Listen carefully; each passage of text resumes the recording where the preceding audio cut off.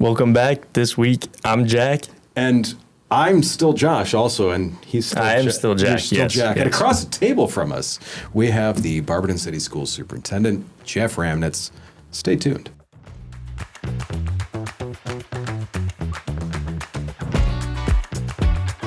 You're listening to Magic City Neighbors on the Mic, where we talk to your Barberton neighbors about their stories, their insights, and what gets them laughing.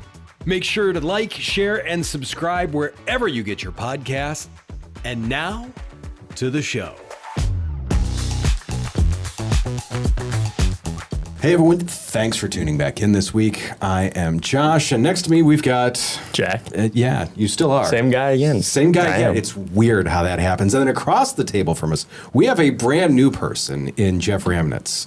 And Jeff, you do something with the schools, I believe. Have you been associated with the schools before? Nothing too important. The important part are the teachers, students, and parents. So I'm just kind of hanging out and overseeing things. So that's Just all. hang out overhead. That's it. I don't do too much. No. No, I do. I still remember when we were filming with the Barberton Community Foundation. I still remember the first day seeing you like fist bump every single kid that you could come in contact with, which to me was amazing. That's just so neat. It was a neat interaction to see because you were out there just like, hey.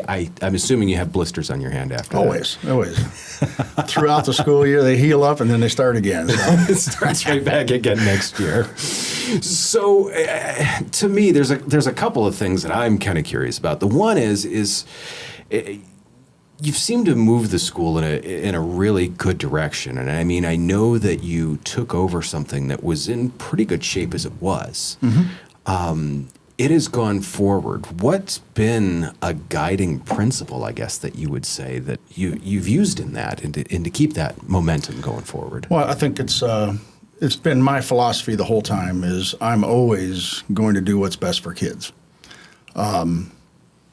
Things change in education, but the one thing I know is we want our kids to have great lives. And what we try to do is provide as many experiences, as many opportunities for them so they can find what they're good at. And I think that's what's driven me this entire time. I was principal for 9 years before I became superintendent. And we started a lot of things that were continuing and at the high school at that time, and I've taken it up to when I'm superintendent, but I've also pushed it all the way down, all the way into the preschool. Wow. And I'll give you, for instance, we're really, really focused on, the program, the Do Your Job program, which some people say, well, that's Bill Belichick. And I'm like, no, it's Steve Ramnytz. He used to tell me that every day. Just shut up and do your job.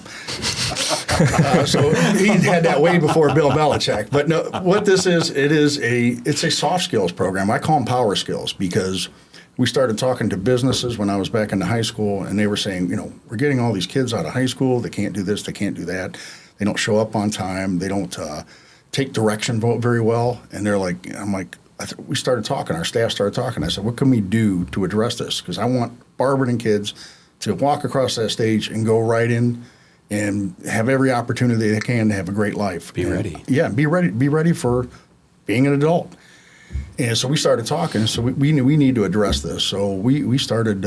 We came up. It was actually the staff. I went to the staff and I said, "Listen, we have to do something. Not every kid's going to college, but these skills will transfer into college. They'll transfer into the military. They'll transfer into if you're employed." So we put together a curriculum called the Do Your Job curriculum. And what I'm talking about that now is because, like I said, I've taken that. We had that at the high school. We had a class called the Do Your Job class, and then we had every senior had to take career communications, where you're building a portfolio, you're writing your resume, you're interviewing. I mean, just things that I wish I would have had. Yeah. I bombed my first interview, and he just told me to come back in a few years when I was ready. And I was like, okay. That's harsh. And I go back. Steve Ramnytz set that up for me, so he wasn't real happy that I went in there and I was like, I don't know what to do. It seems like you've changed a little bit since a little then. bit. I'm a talker now. I have it down. But what I've done as superintendent is we've pushed these skills that when you walk out, everybody should have those. Yeah. Or have an idea. But we've pushed them down to the preschool, to the primary school, to the intermediate school, to the middle school. Because again, I'm an old football coach, and my philosophy is if you're going to have a good varsity, you better have a good JV and a good youth program. Yeah. So, and I'm all about building consistency. Old line coach. I'm all about building consistency, but you have to build that foundation. It's just like reading and math. You have to build that foundation early, and then you grow each year. And that's kind of our philosophy.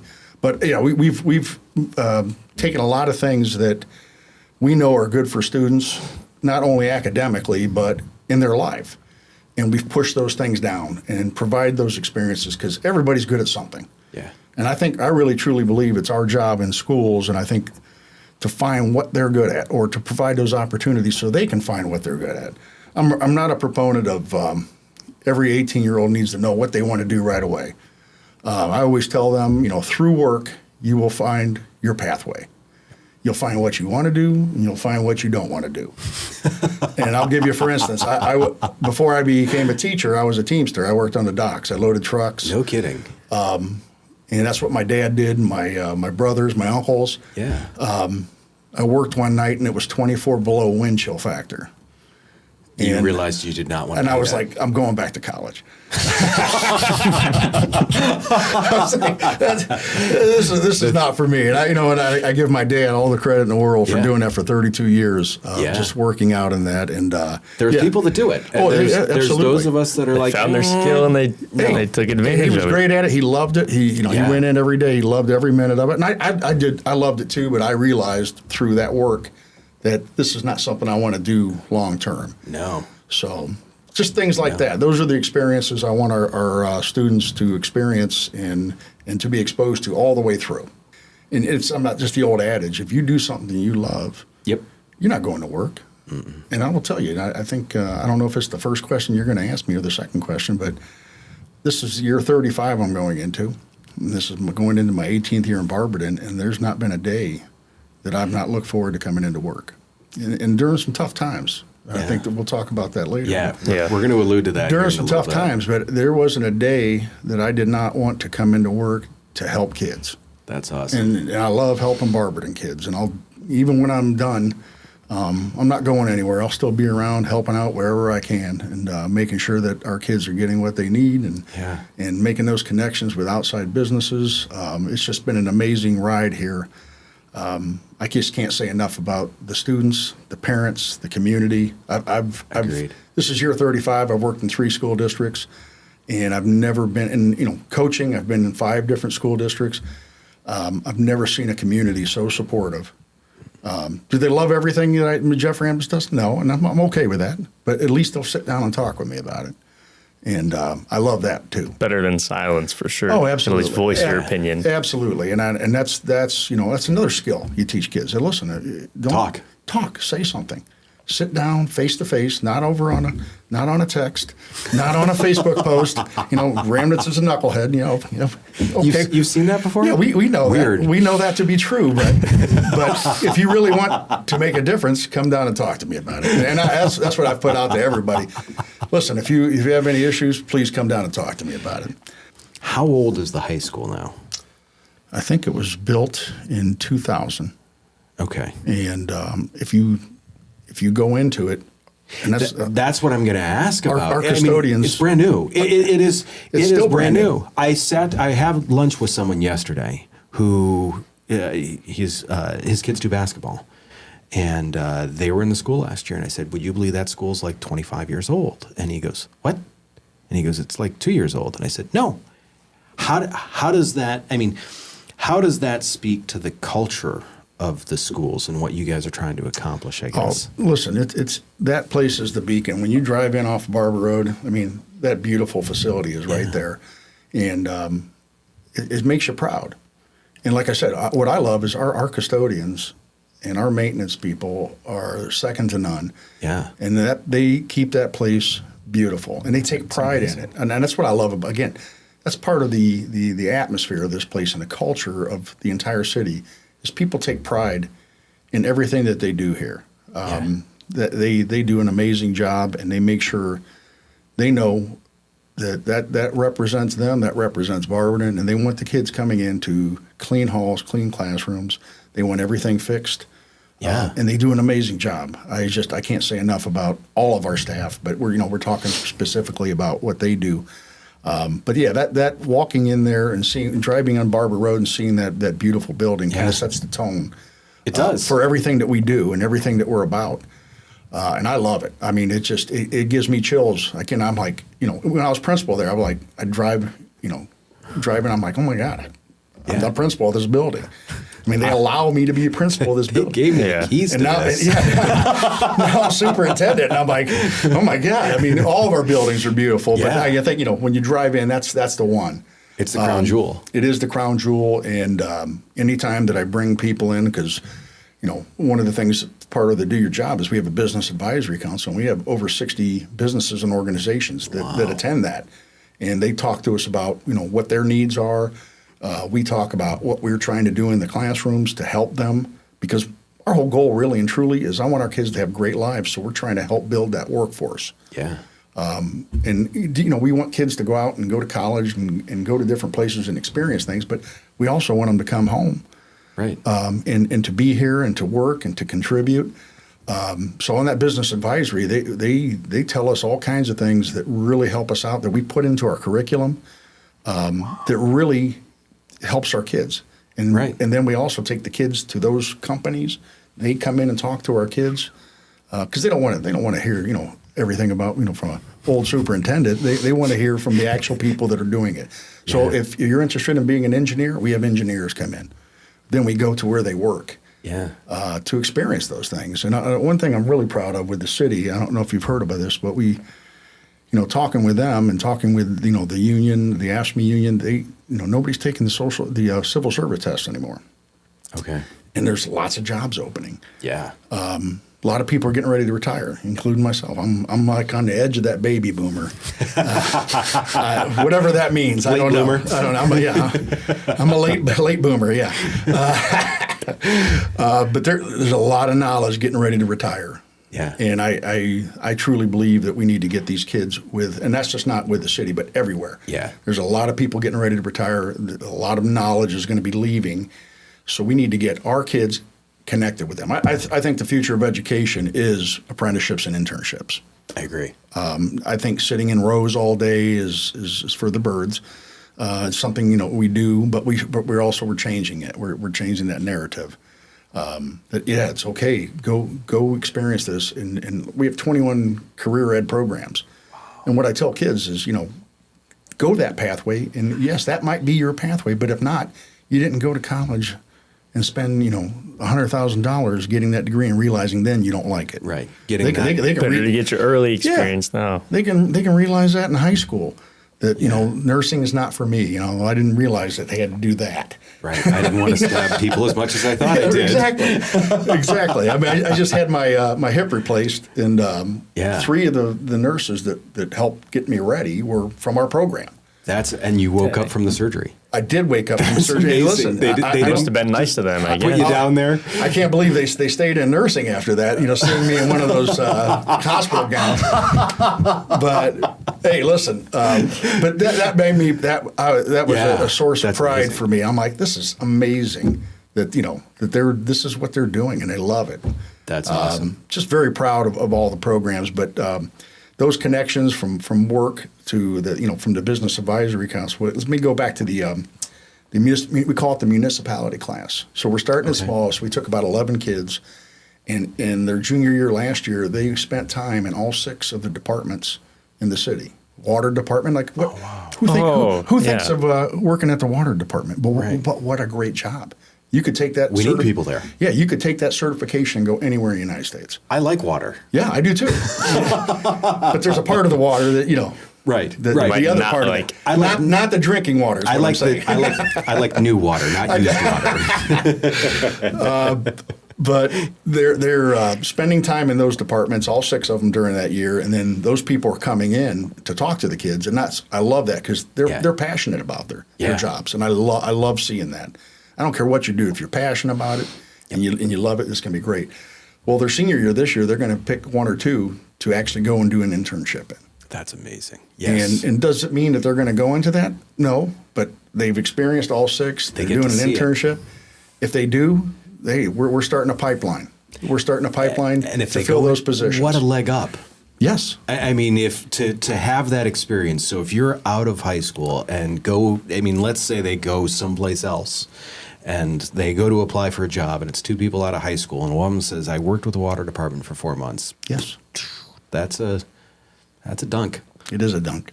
And like I said, experience is the key. Yeah. And that's why I think that's where education needs to go.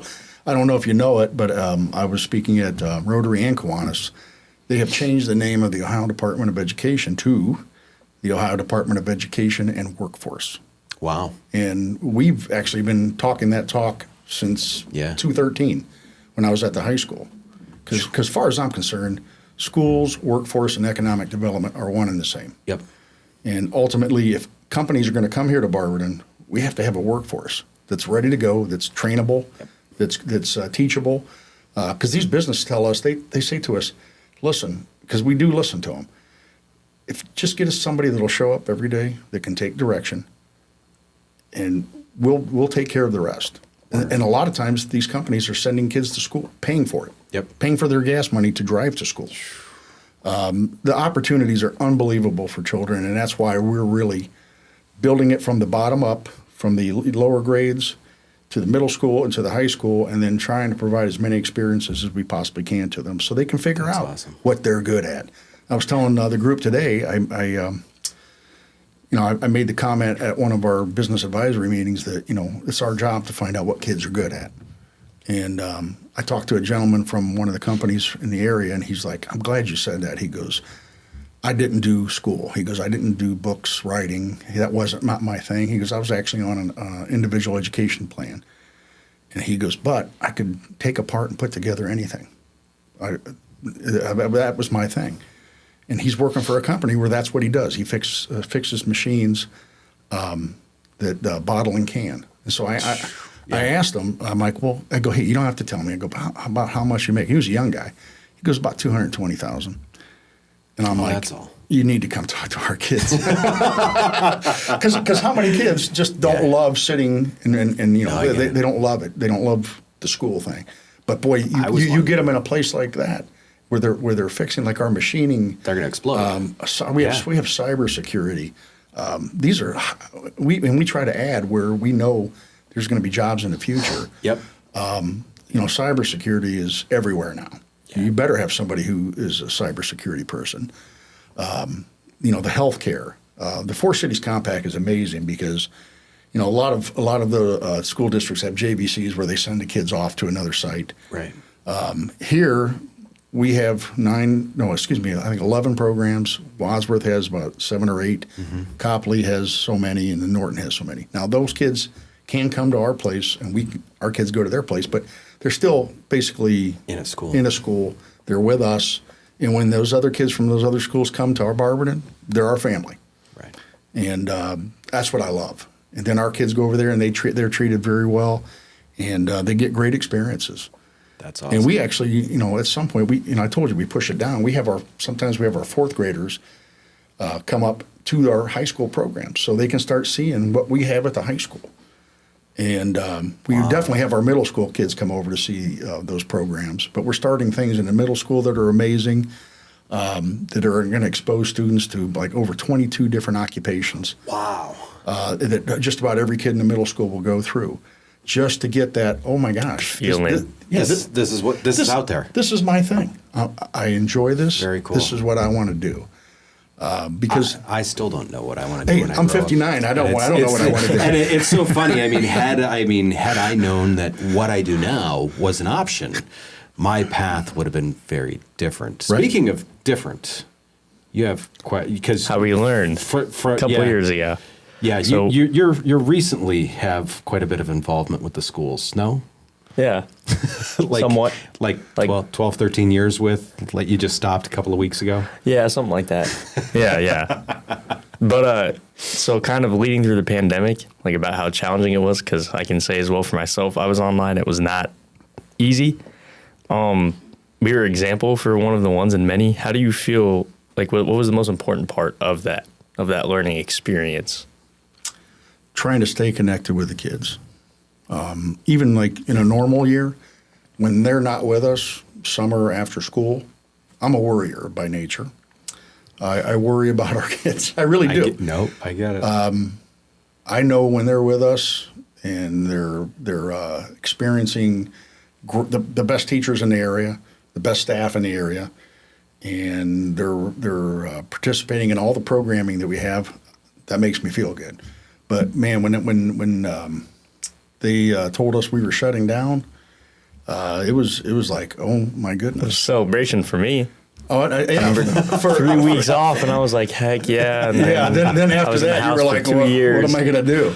But no, I was worried because, again, sometimes our kids count on us for being able to eat.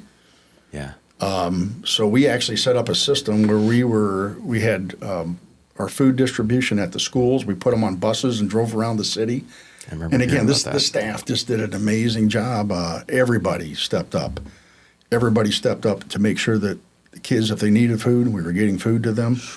The ones that were online, I mean, everybody was online at first, but then, some were able to come back. Some still chose to stay online, which is fine. Our teachers adapted to that, but just checking on them and the social emotional part of it, it was tough. It was tough, and we're still seeing the ramifications from that. We're still seeing them now. I mean, there's some kids who were out of school for 2.5 years that hadn't been in school yet. Okay. And that's it's a social adjustment. It's a social adjustment, and they miss years of learning how to learn. Makes sense. And so there's still a lot of catching up to do.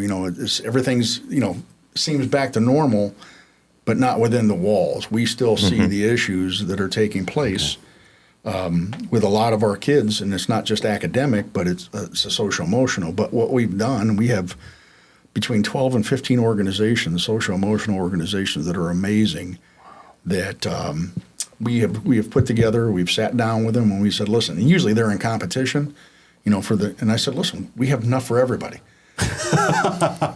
We have enough kids that have experienced issues from this. So I said to them, you all can get this. I go, like, for instance, Greenleaf, they do an amazing job on suicide prevention and education. Okay. I'm like, that's your thing. That's what you do.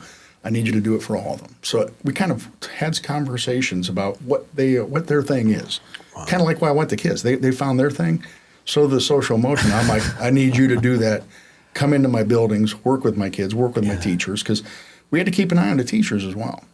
Because it was very tough. It was very for tough. everybody, not just the kid. Everyone was going through it. Everybody was going through this, and so we provided opportunities for teachers if they needed anything.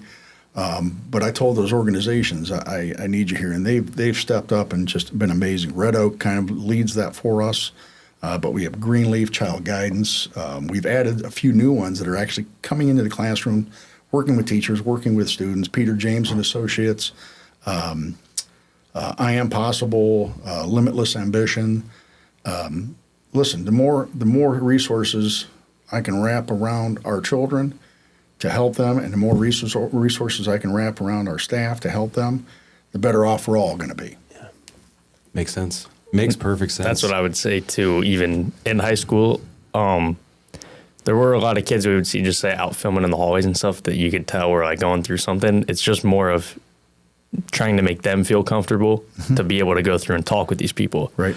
Because when we would have our meetings in the classroom where they would come in and talk to us, I would be amongst my friends talking about it, whatever. But then you would see the one or two that were just off separated in the classroom that was like, all right, well, they might have something going on, but they didn't really want to participate because maybe they were scared to put something down on paper and then somebody else see it or something. So it's more of like, I don't know what, but just more as like, as an example to say, maybe try and do something where it could be more one-on-one or something, just so they can understand and be able to talk with one person rather than, hey, I suffer from depression, and say it in front of 20 people, right? And then you don't want anyone to know. And as you know, our counselors are amazing, our building counselors. And I think what we've done with that group and our counselors do amazing, but they can't do it all. Right.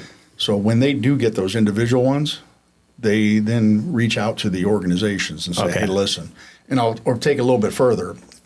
We know when there's an issue, there's no bad kids. Right. There's none. Do they have issues? Do things happen? Absolutely. Sometimes you got to dig a little deeper as a school system. Sometimes there's something going on at home that is causing these things. So we actually we've worked with organizations that actually go into the home and help the whole family. And I think that's key. That's crazy. And I'm going to take it even one step further.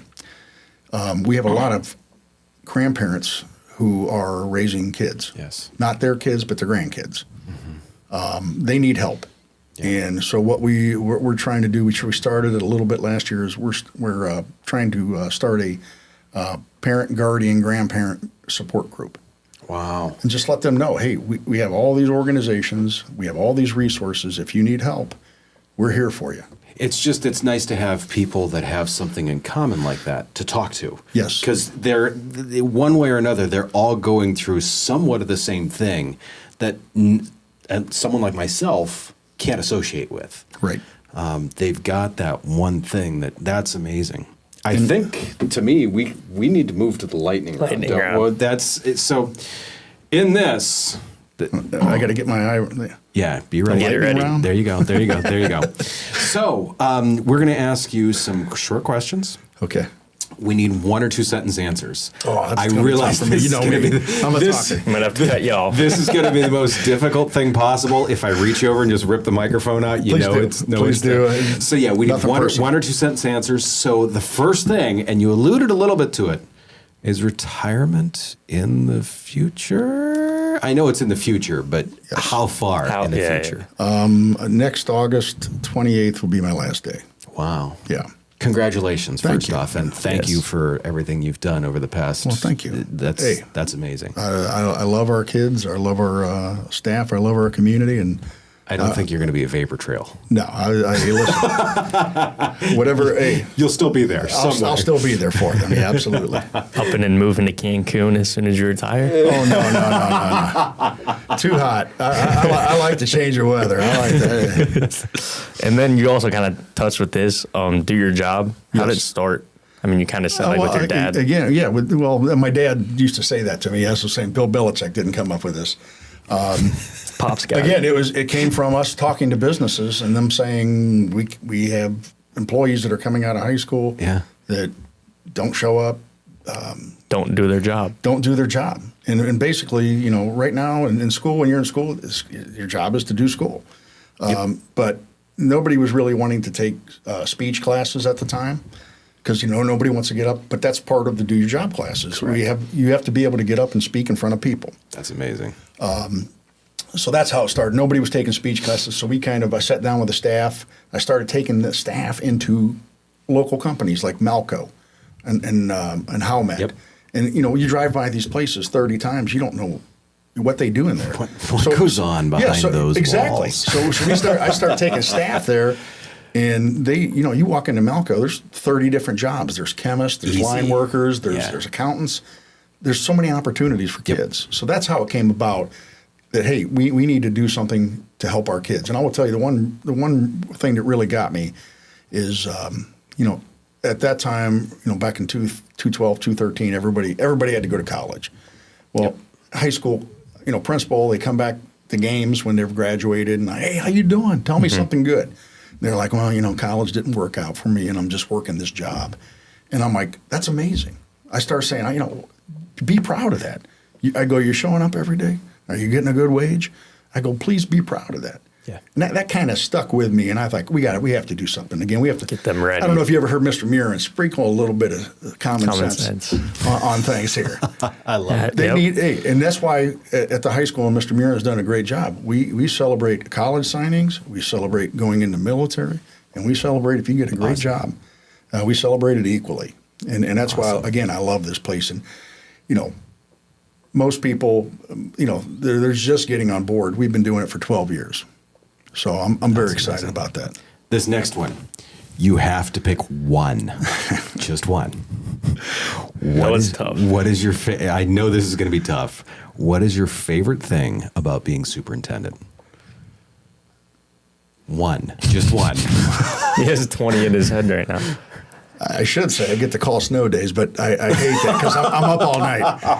I'm up all night, and I hate it. And then whatever decision you make, not everybody's happy. So, no, I get to help kids. I get to help kids. Great answer. And then what do you miss most about your life before being a superintendent?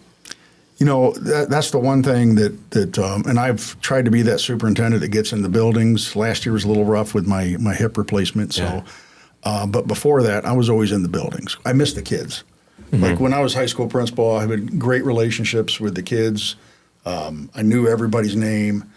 You know, being down at central office, I don't know everybody's name. I know faces. There's so many new people coming in. Yeah, there's so many new people. But I'm down in the elementaries, and I'm popping in classes. I love seeing the great things that our teachers are doing, and I love seeing our kids. So probably I was a little bit closer with the kids before I became superintendent. But I still tried. Like this year, I'm going to be in classes every day. You know, the staff's going to be like, oh my God, with this guy. Tell him to leave. With this guy, I have to do a job here. Just get out of here. Because I'm like the grandpa of the district. I go in and get the class fired up, and then I leave. Just pour Mountain Dew on everyone and take off. So now we've got our typical questions that we have to ask everyone. What is your favorite Barberton folklore / tall tale / rumor / There's no rumors in Barberton. No, none. They're all true. That's a tough one. I mean, the mayor talked about the bowling balls in the lake. Well, I know that Mr. Ronders drives around on a bus with our new teachers every year. Yeah, and I think he mentions to them that Lake Hannah is bottomless. So that is by far the most popular. Yeah, I mean that's the one that pops out. We'll take that one. That's that's good. True. Okay. And then what do you see as the future for Barberton, and where do you think we're headed? Oh, I see great things. And as you know, there's not everybody that's happy. Nope. And I got to believe that I don't care where they live, they still wouldn't be happy. I agree. But there's so many good people here. Again, I think it's one of that familiarity breeds contempt. Unless you've been other places and then come here, you just don't realize how special this place is. I think there's so many good things going on. I'm on the foundation board. I'm involved in a lot of things. I moved here. I brought my kids here to school. My wife and I talk about that's the best move we ever made is to bring our kids here. That's awesome. Because they're both doing amazing, and I attribute that to Mrs. Ramnytz and the Barberton staff. Not me. I had nothing to do with any of it. And I think they'll tell you the same thing. But no, great opportunity. Great. Listen, there's cities out there where the safety forces and the schools don't get along. We are hand in hand. Yeah, we get along so well, and we collaborate, and we make sure our kids are safe and their staff are safe every day. It's just, a very special place. There's big things that are happening. Companies are coming back here. The Main Street program. There's so many great things. Yes. I mean, right now, I think it's a great place to live, and I am looking forward to the future. I think, and especially the opportunities that our children and our students are going to have in this city is more than they've ever had in the past. Awesome. So, well, that to me seems like an awesome place to lead off. Thank you very much. We really appreciate you. Thank you. I'm sorry, I am a talker. No, so. You're good. We needed it. Yeah, no, nice long episode. No shepherd's hook around here, right? No. Okay. We didn't unplug the mic or anything like that. So, everyone, thank you. Make sure you share this with your Magic City neighbors, and we will see you soon.